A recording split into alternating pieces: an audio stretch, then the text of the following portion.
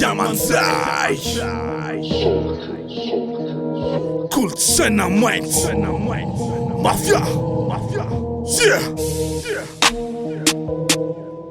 Rap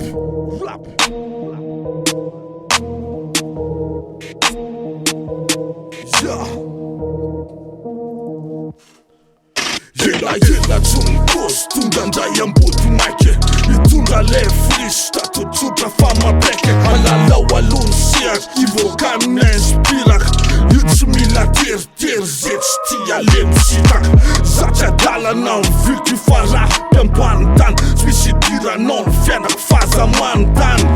kolotsaina natoraly nana fofahaza zany nana be nanakolo nanome atany rana nefa nofinity fatoizako non stop sady efa tsara rafitra fatsy hoe tip-top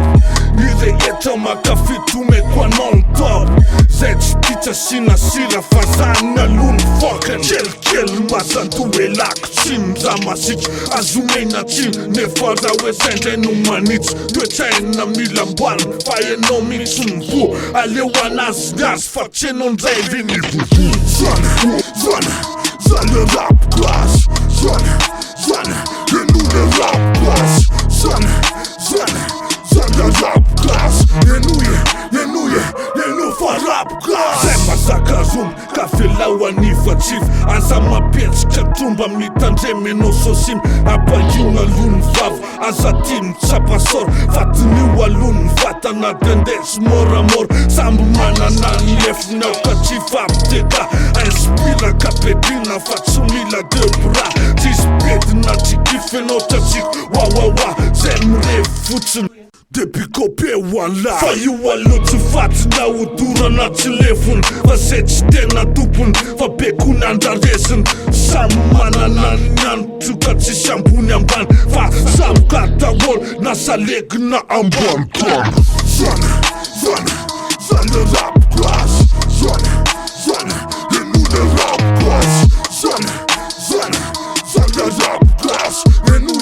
eno fa rap class kozy efa tsy enoko e ambany tany tsy ampiana fa ofenoko e tsy midika zany akory fa zay tsy misy kany tondrivotra tafotra tsy mafaty fa mafany ny aminay tasely ny aminay te Yamanzai mametraka faraparany mozika rap eny ampotsofon'ny lisany zay wa merci potsandroka be ho an'ny lisany rehetrarehetra zay mino